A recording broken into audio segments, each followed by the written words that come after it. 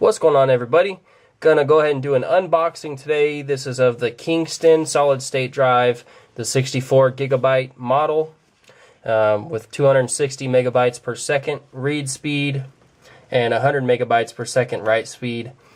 Was looking to get an external hard drive or an additional hard drive for my laptop. Basically, I want to reload Windows and I want to back up some files. And so I wasn't planning on getting a solid state drive because I assumed they were too expensive as opposed to what I wanted to spend. And I was looking at a regular, I think it was a 320 gigabyte, 5400 RPM hard drive for around $16,999. It's actually the same price as this.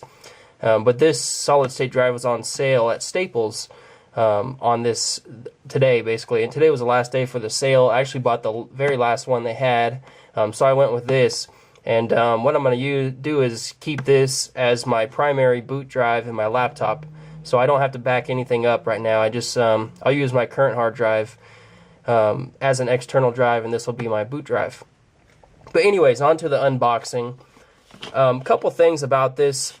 Solid state drives, they write and read a lot quicker than your standard hard drive, 5400 RPM or 7200 RPM.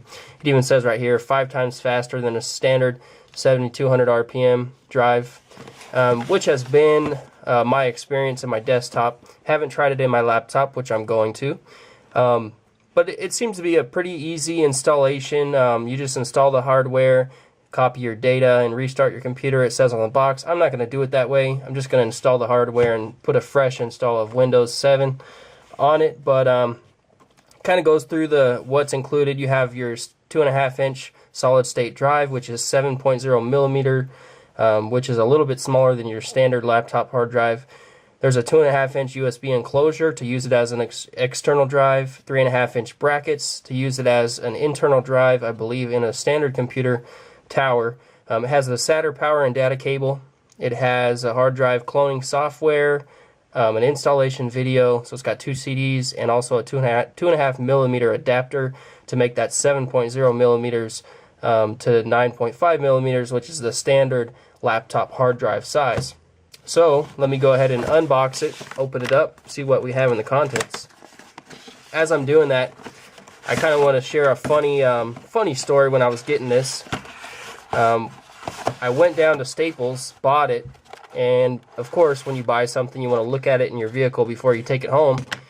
So I opened it up, I took everything out, took the contents out, and set it down on my front seat in my truck. Looked at it, thought cool, didn't put it back in the packaging. I had it sitting just like this with these pieces kind of sitting on my seat and this sitting on my seat. So I get to driving home, and this guy pulls right out in front of me. I'm doing 65 miles an hour, and I have to slam on my brakes, and this thing literally flew off of my seat, down on the floor in front of the front seat. Luckily, I had like 3 feet or 4 feet of bubble wrap rolled up sitting on my floorboard because I had just shipped out something earlier today. I just bought that roll of bubble wrap, and I think it saved the hard drive. Hopefully, I haven't installed it yet, but I was so ticked off that happened at that instant moment. It was almost like a comedy show or something. You know, it just flew right off the seat right when I bought it. Anyways, that's the funny story of the day. But here you have the hard drive enclosure if you wanted to use it as an external drive. Looks to be fairly small, fairly durable.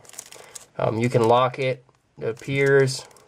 Has the mini USB cable right there.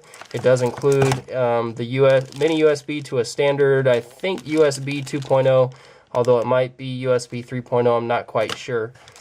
Comes with a power cable.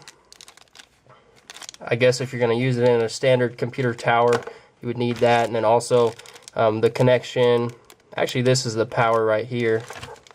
And this is the other connection for serial ATA or SATA if you're going to use it in a standard tower. This is the solid state drive right here, and it is serial ATA. I believe it just plugs right in to my laptop because it is serial ATA. Not very many laptops are using IDE anymore, so if you are, you might want to get an adapter, or, well, you're going to have to get an adapter. IDE, you see all the pins, whereas this one, there's actually 2 different connections. Let me see if I can show you real quick. See, that's the this is the serial ATA or SATA. It just connects like so onto the hard drive. Sorry, this connector is kind of dirty, but that's basically how it works. IDE looks kind of like this. You can see how many pins there are. Well, not how many, but you can see there's lots of pins. This is IDE right here. This is serial ATA. So a little bit of a difference. I still have one of these IDE hard drive enclosures just in case. But anyways, this is the drive. You guys have all probably seen a laptop hard drive. This one's just a little bit thinner at 7.5 millimeters as 7 millimeters as opposed to 9.5, and that's what this little adapter is to make it the proper laptop hard drive size. So I'm going to install this and get it all set up, get my software loaded, and hopefully it all goes as planned. Anyways, this was just an unboxing. If anyone has any questions about the solid state drive or how to install Windows on one if you get one on your laptop, post some comments or questions. Send me a PM if you want. And if you want, I'll do some data tests on this and upload a separate video, but just let me know.